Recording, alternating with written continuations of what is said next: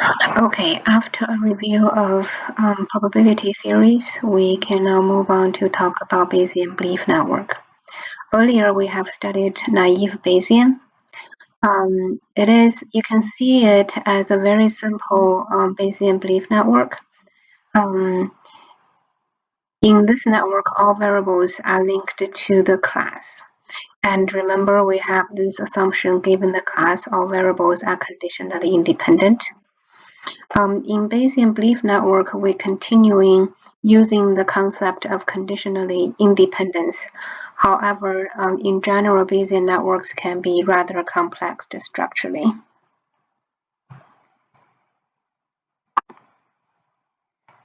Sorry about this. So Bayesian belief network have many other names: Bayesian networks, probabilistic networks, BaseNet. So let's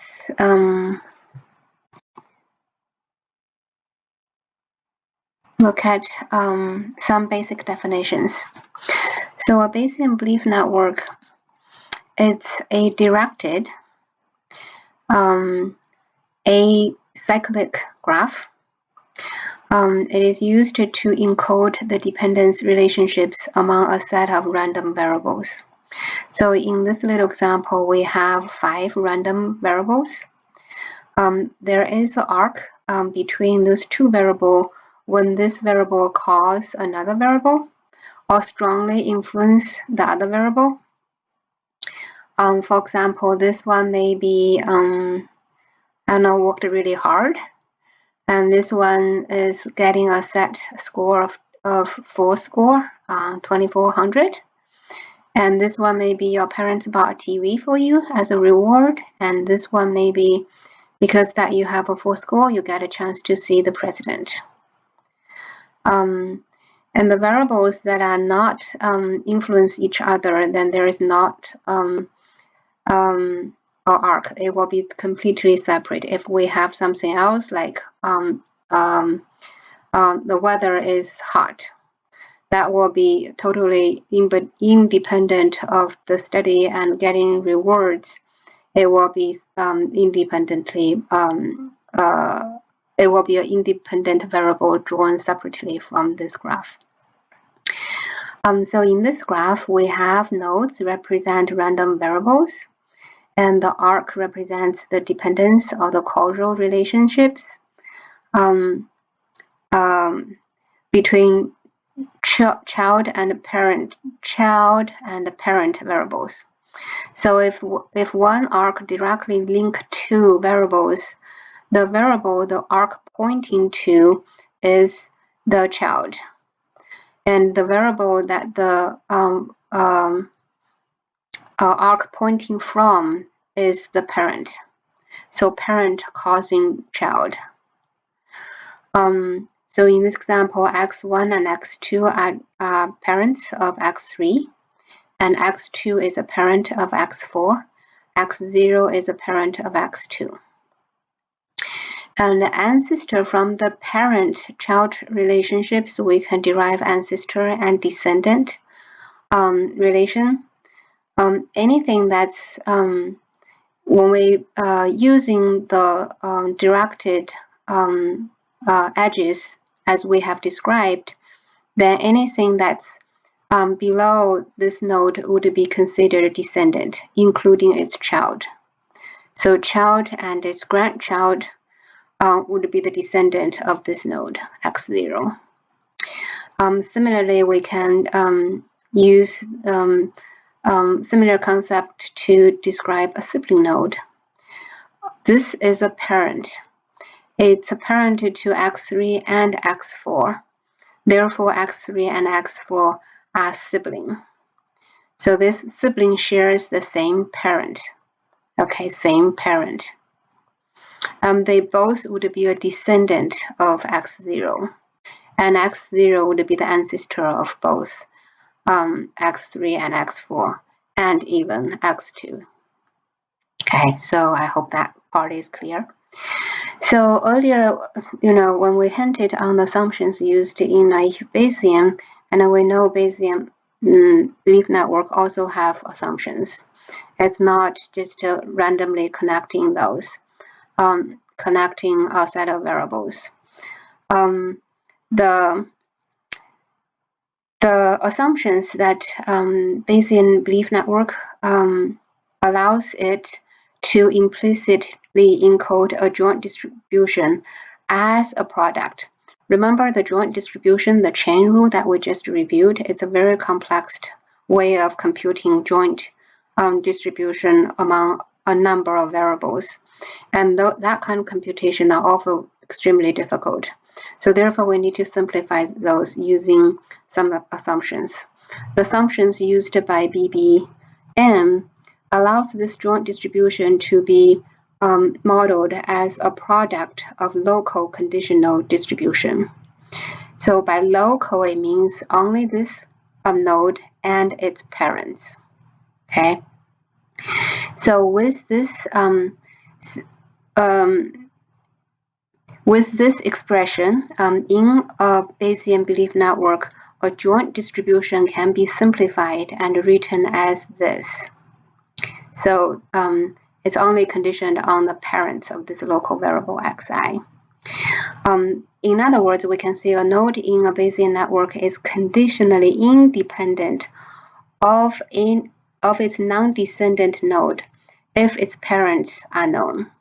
When the parents are known, any other nodes are independent. Any other non-descendant nodes would be independent of this variable xi. I'm going to use one more slide to explain this, because previously we often have confusions around this assumption. So remember the chain rule. See if we have this graph. This is our network. Using the general chain rule without assumption, a joint distribution for the variable x0 to be equal to small x0, the capitalized x1 equals to the small x1, x2, x3, x4. The joint distribution would be represented in this way. It's the probability of x0 occurs times the probability when x0 occurs, x1 also occurs, times the probability that x0, x1 occurs, and x2 occurs. So remember the chain rule we explained before, right? Then with the assumption, then the Bayesian belief network joint probability is represented this way. So compare, if we write this probability joint probability distribution using this graph, we're going to get something like this. So first, let's try to ignore those grayed out elements. So those does not exist, okay? So based on this, what we have is actually starting from x0, our indexed from 0, they indexed from 1. But I think you know that, right? So we start, our first element is actually x0. So it's x0 conditioned on its parents. x0 has no parent. Therefore, the first term would be the probability of x0. Second, x1, second term, according to this, is x1 conditioned on its parent. Again, it doesn't have parent. So we have this term, which is the probability of x1 alone. Ignore this. And the third term, x2, according to this, again, it's going to be x2 conditioned on its parent, so which is x0. So x2 conditioned on x0. Similarly, it's x3 conditioned on its parent, which is x1 and x2. x4 conditioned on its parent, which is x2. x4 is here, and its parent is x2. Okay. Compare this to our original without assumption. So what the assumption does is assumption removed all those things that's written here in gray. So if you compare the two, you can see the differences are here are those. And then you compare this graph, you can see that any element, any variables that's not that's not the parents of this xi are considered independent, so removed from this computation. So I hope this will help you to understand the assumption here is this conditional dependence. When you have the parents known, then any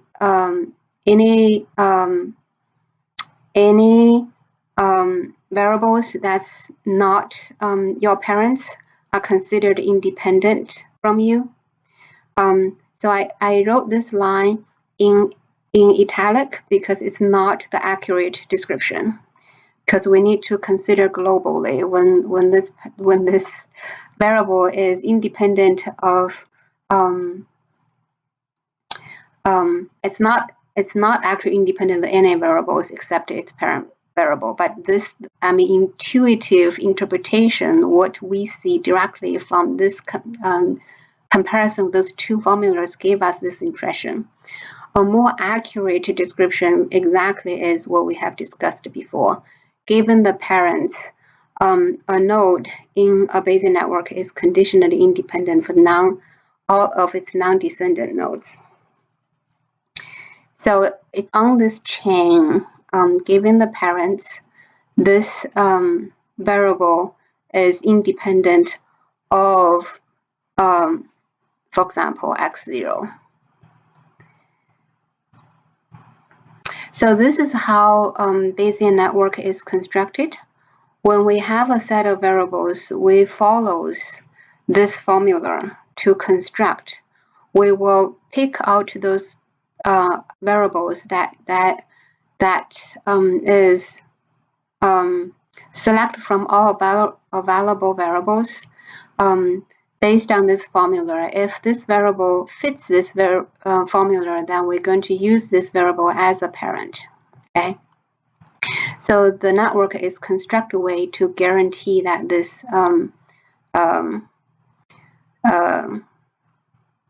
is the case. Okay.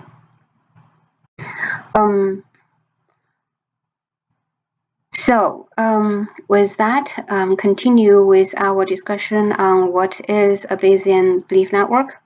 So earlier we only talked about the basic concepts and the assumption, and that assumption enables this simplified computation of joint distribution. The next we're going to actually look at the representation besides the graph itself. A Bayesian belief network also have another very, very important component, which is a conditional probability table for every variable. This probability conditional table shows the probability distribution of this variable. And for variables with parents, it's conditional probability. So here, for every node, we have a conditional probability table. This B and E does not have parent, so it has its marginal distribution. All the other variables has a parent term, so it has its conditional probability table.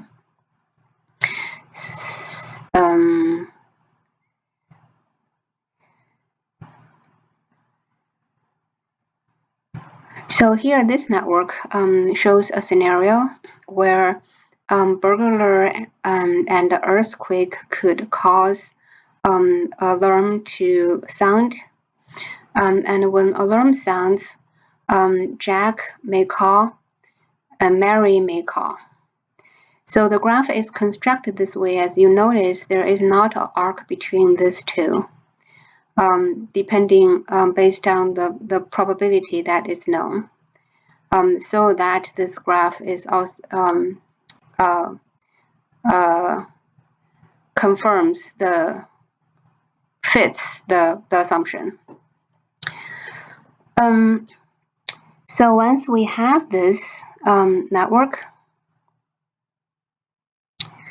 Bayesian belief network with those 5 variables, we can actually compute its joint probability. right? So remember, the joint probability was just a product of that individual terms conditioned on its parent. So therefore, in this case, we're describing a situation when burglar happens without earthquake, alarm sounded, Jack did not call, and Mary called. So the plus or minus signs indicates what happened and or not. To compute this, we have the first one is B, right? Probability of B, it doesn't have any parent, so we have this marginal probability. And we have the second probability, E not happening, which is here. And E not happening is also does not have a parent, so it has this marginal distribution. And we have the third term, A. A has happened when B happens and E not happen, so this is this term in our A table.